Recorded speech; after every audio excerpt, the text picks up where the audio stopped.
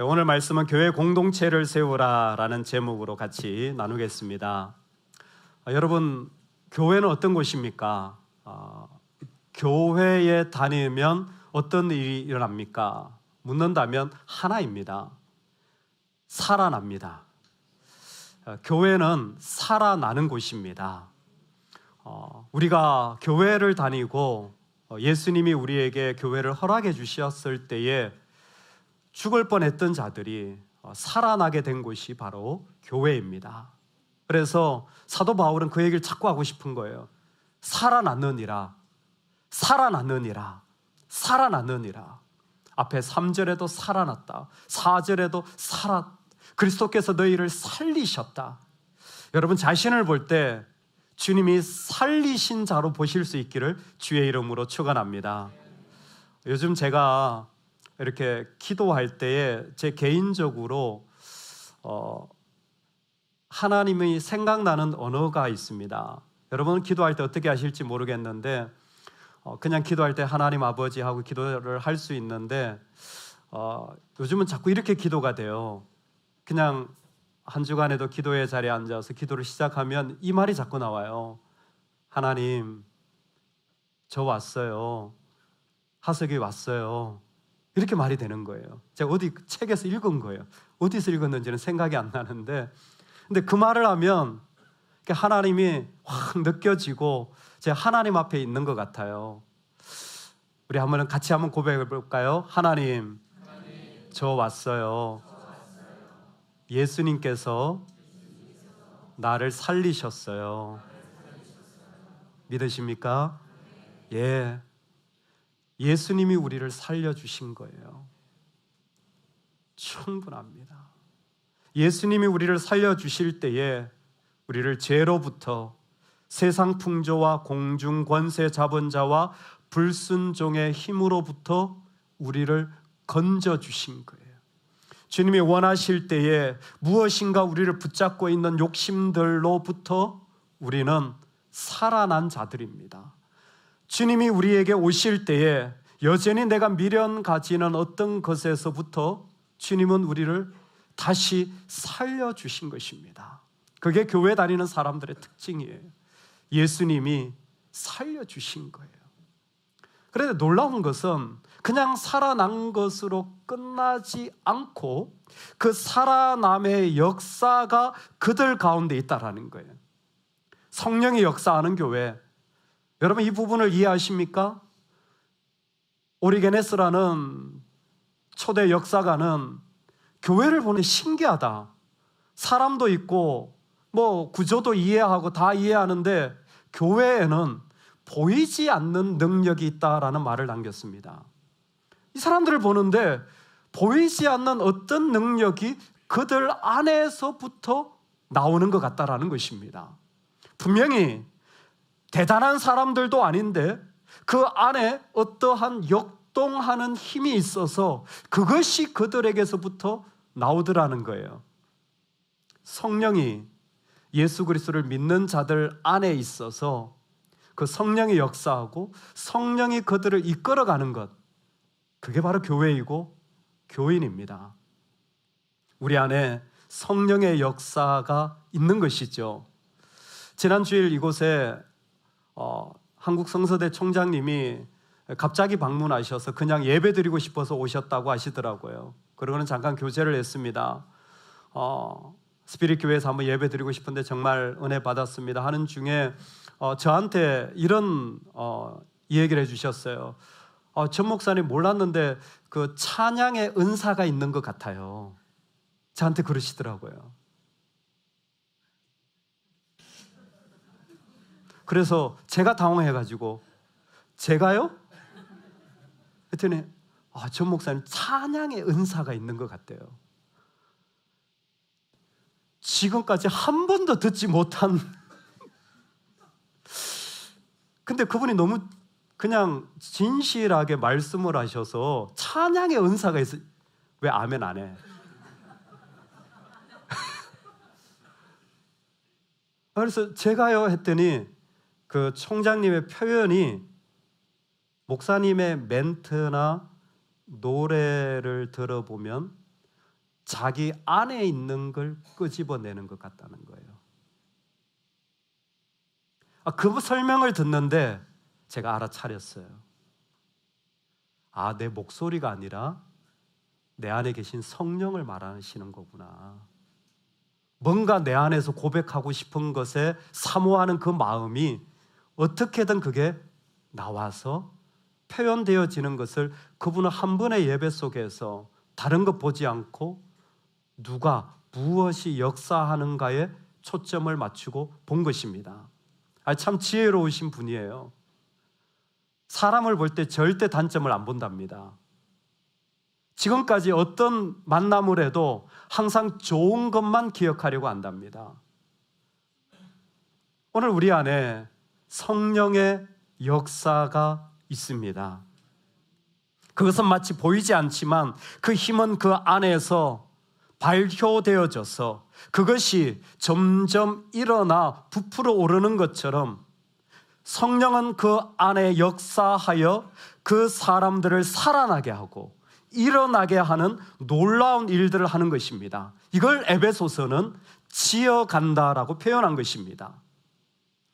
우리의 모습 속에 성령이 역사한다라는 말을 다르게 표현하면 하나님이 우리를 지금 지어가고 만들어가고 계시다라는 거예요.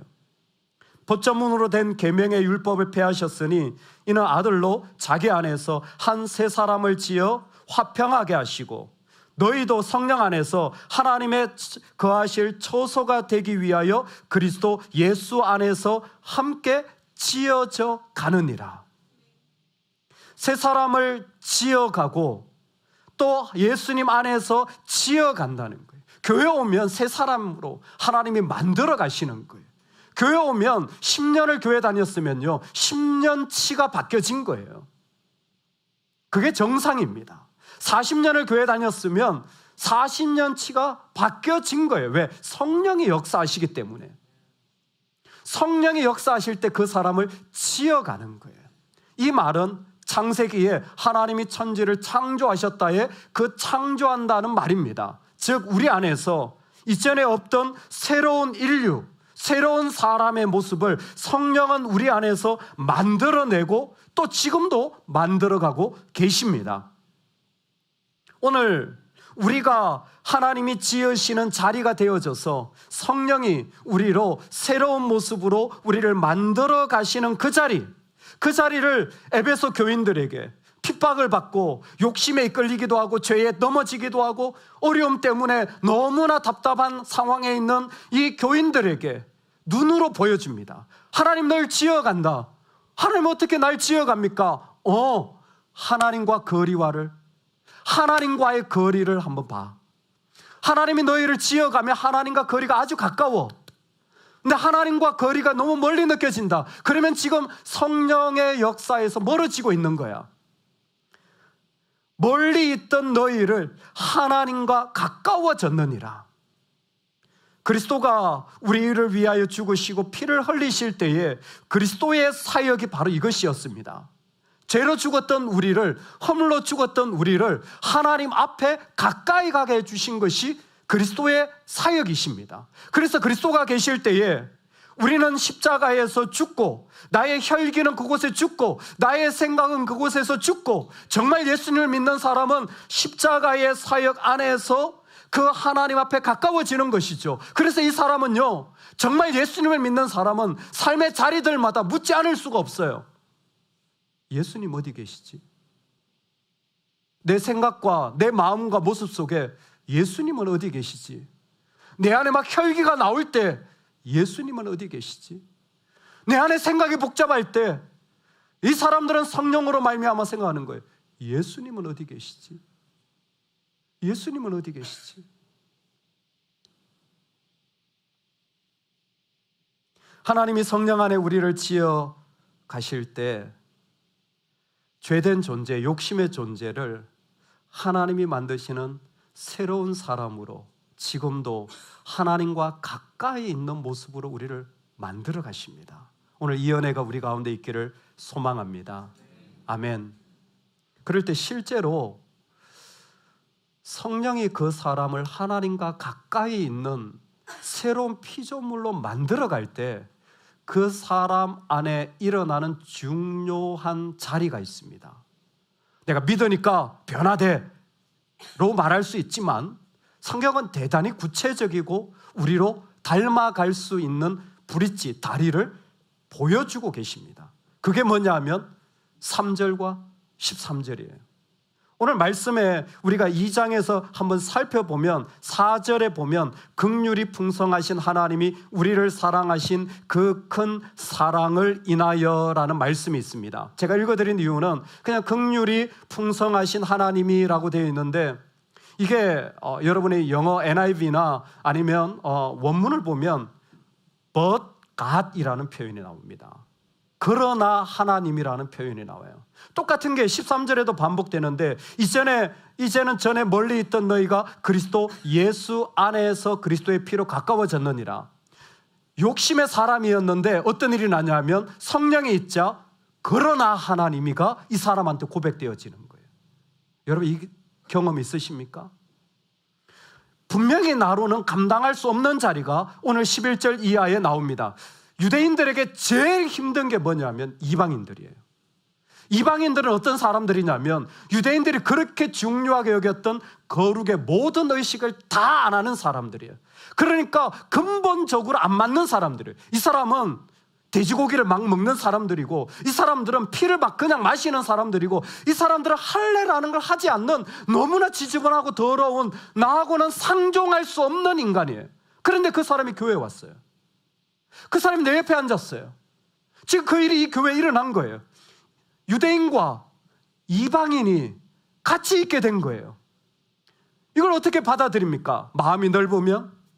서로 스타일이 맞으면? 아니에요. But God이에요.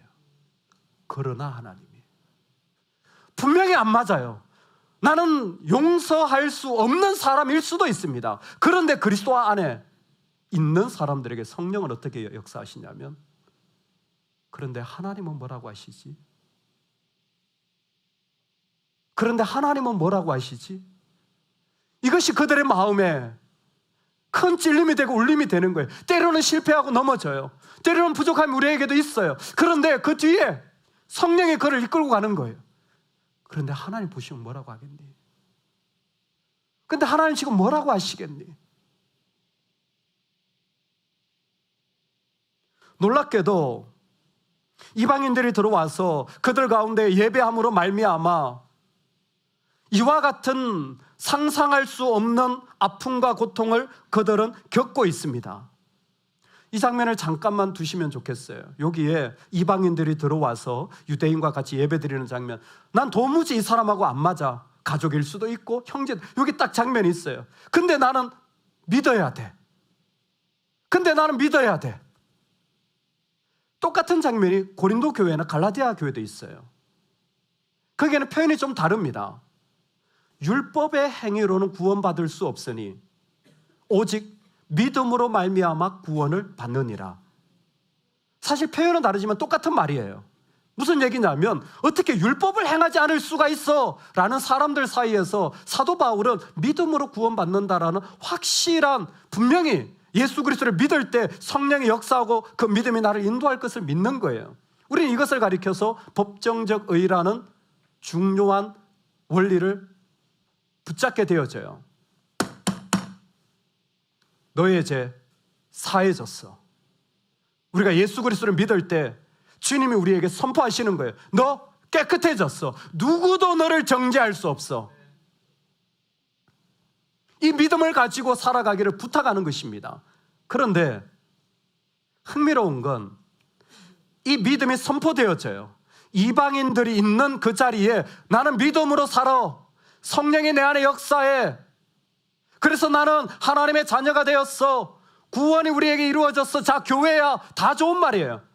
그때 역사가 요세푸스가 흥미로운 질문을 합니다.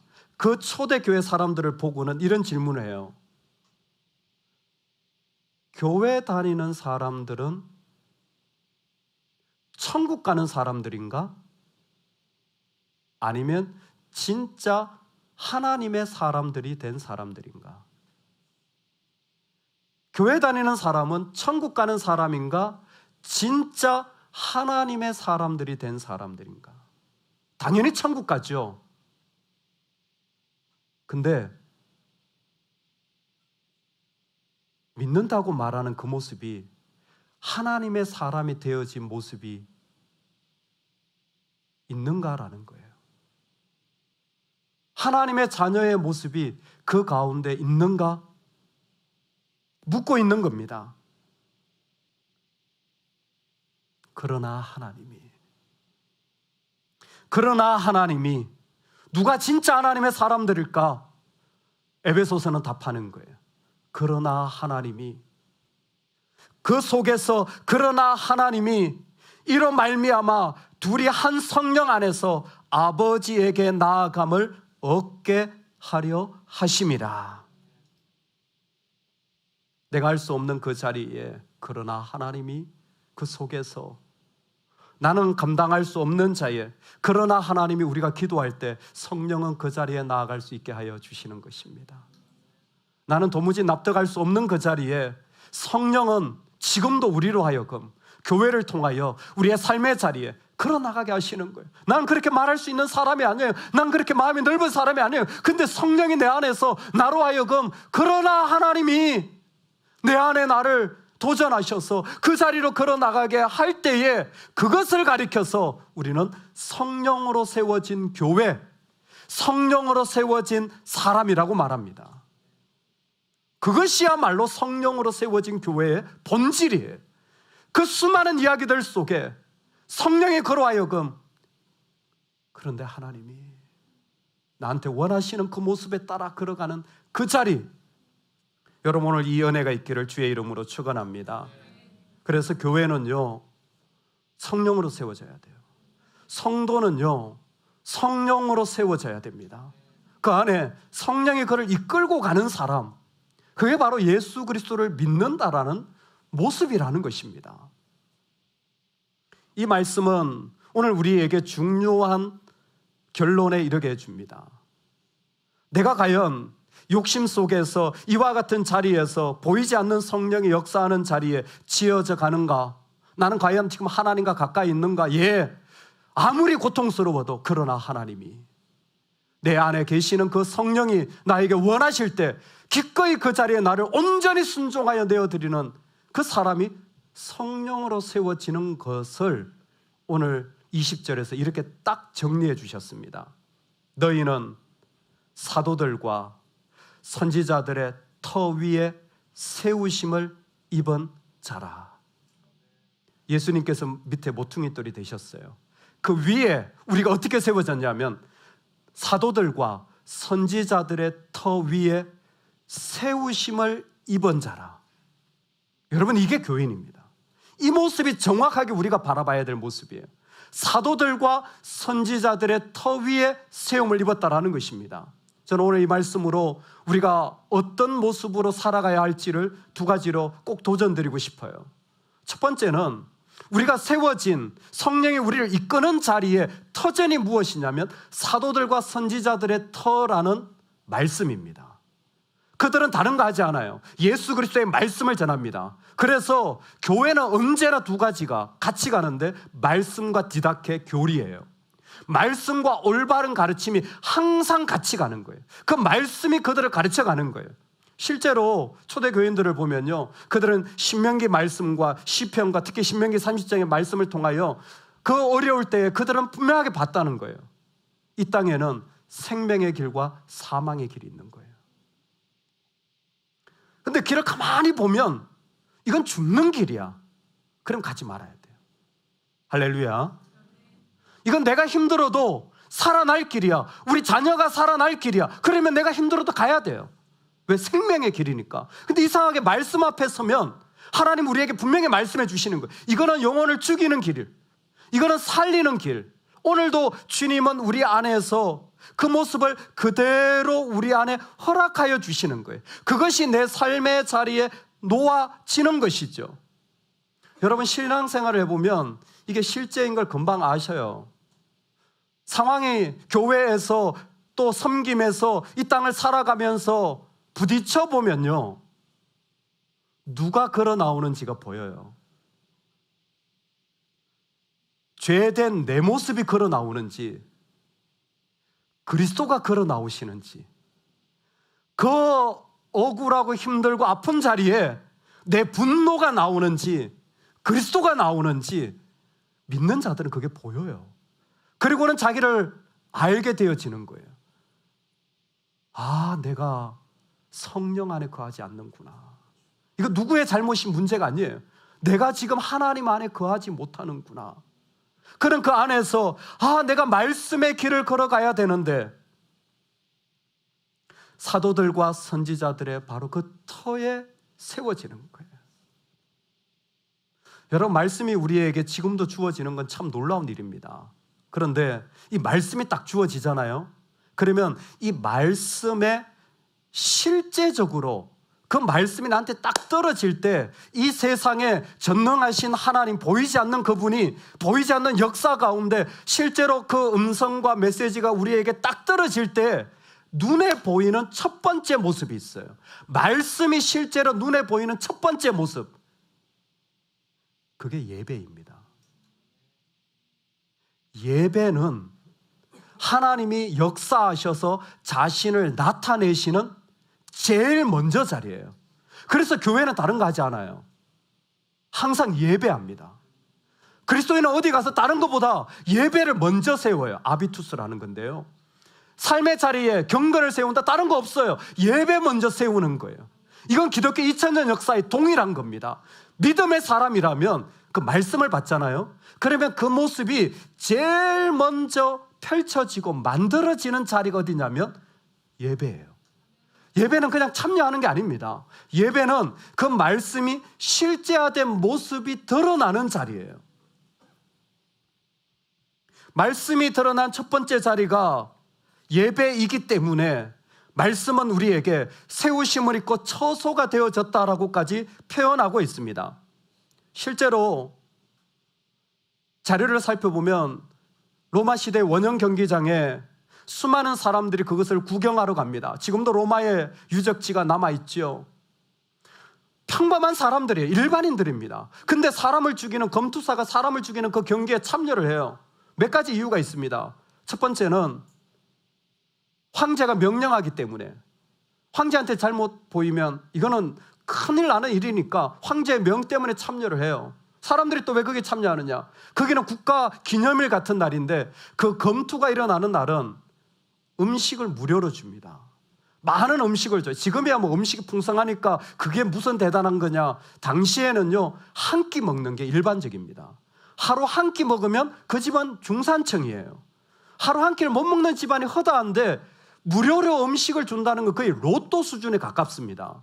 그 경기장에 수많은 사람들이 그 음식을 받으러 오고, 또 특히 이 스포츠가 주는 그 7,000명, 8,000명이 모여 앉았을 때 그 카타르시스라는 게 있지 않습니까? 이런저런 모습으로 거기에 오는데, 이 사람이 검투사들이 죽이는 그 죄수들이 누구냐면 로마 법정에서 유죄 판결을 받은 사람들이에요.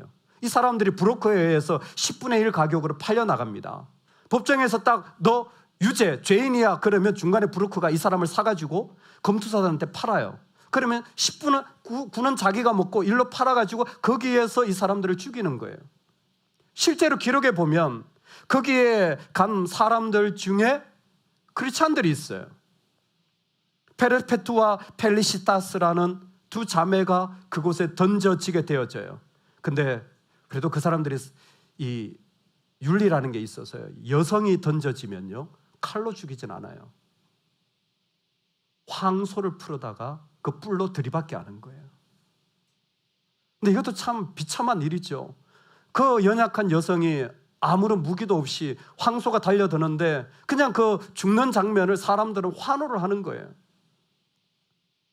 한번 뿔에 받쳐서 나가 떨어지면 거의 뼈가 으스러지고 일어나지 못할 지경이 되어지는 거예요. 근데 그때에 이 페르페투아와 펠리시타스는 한 사람은 귀족이고 한 사람은 노예예요. 출신 자체가 너무 다른데 공통점은 기독교인이에요. 기독교인이라는 것 때문에 잡혀서 거기에 던져진 거예요. 그래서 한 사람이 황소 뿔에 받쳐가지고 나가 떨어졌어요. 거의 기절 수준이에요. 근데 다른 한 자매가 넘어진 그 자매를 부축해서 일으켜 세우는 거예요. 그리고는 경기장에 같이 서는 겁니다. 사람들이 모두 놀래요. 모든 인간은 자기가 바치면 살고자 하는 욕망이 먼저 일어나요. 살기 위한 갈망이 일어납니다. 자신을 방어하고 싶은 마음이 생겨요. 근데 이 사람들은 자신도 항소뿔에 바칠 걸 알면서 넘어진 그 자매를 부축하여 같이 서는 거예요. 두 사람이 나란히.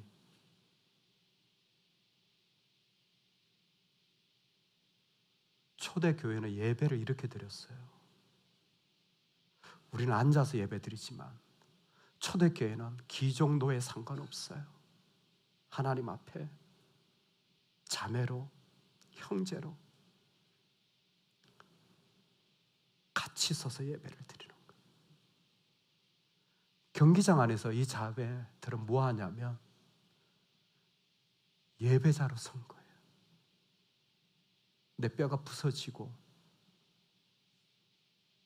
내 몸이 멍들어 죽게 되었지만 그 자리에 예배자로 선 겁니다.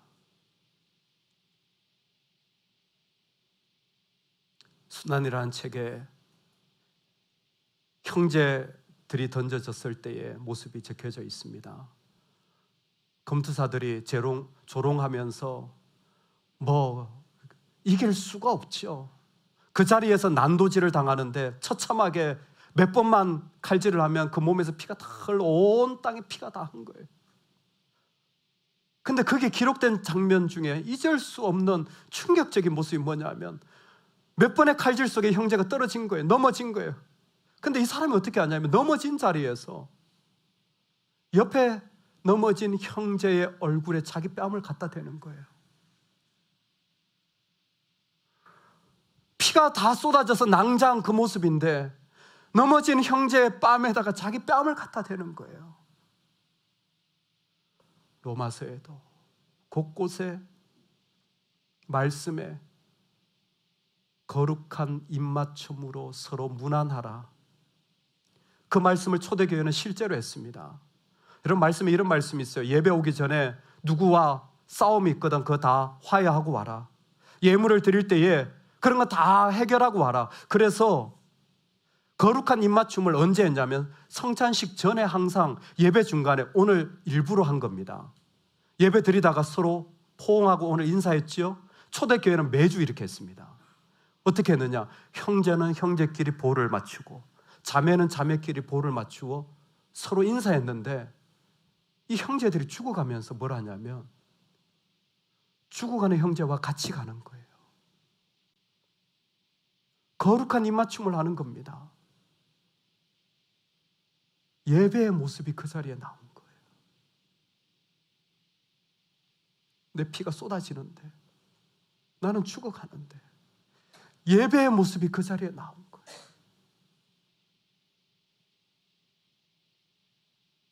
성령이 우리를 지으실 때 일어나는 일입니다. 내가 드린 예배의 이 언어, 이 찬양, 이 고백이 내가 걸어가야 할 자리더라도 내 자녀에게도 일어날 수 있기를 주의 이름으로 축원합니다. 성령이 원하실 때 우리 그 자리에 나를 내어드려서 하나님 앞에 우리의 삶이 드려지는 은혜가 있기를 원합니다. 우리는 그리스도로 살아난 사람들이에요. 우리도 감당하지 못할 이방인들이 있고 나도 여전히 나의 욕심과 상처가 있지만 성령은 우리를 다시 회복시켜 주십니다. 다시 살아나게 하여 주십니다. 지어가시기 때문에. 그래서 우리 안에 없던 그 놀라운 능력이 고백되어져서 그 순간에 그러나 그러나 하나님이 그분이 원하시는 모습이 내 안에 일어나기를 기도하고 또 기도하고 또 기도하는 거죠. 그러나 하나님. 그래서 그들은 삶의 자리를 세워가는 거예요. 어디? 말씀을 듣는, 말씀을 묵상하는, 그리고 그것이 처음 펼쳐지는 예배에서 자신의 생각과 모습과 마음과 표정을 지어져 가는 겁니다. 성령이 하시는 거예요. 그것이 세상이 보지 못한 모습이거든요. 이 땅에 누구도 가지지 못했던 가장 아름다운 하나님의 자리였거든요. 성령의 역사하시는 교회가 되기를 원합니다. 하나님이 기뻐하신다면 무슨 일이든, 하나님이 원하신다면 내가 버림받든 내가 부서지든 우리 그 자리에 설 수 있기를 소망합니다. 여기까지 인도하신 하나님의 그 놀라운 역사가 이 귀한 시간 더욱더 더 큰 성령의 역사로 그분이 기뻐하실 때 마음껏 그 자리에 우리를 내어드리는 은혜가 충만하기를 간절히 소망합니다. 아멘.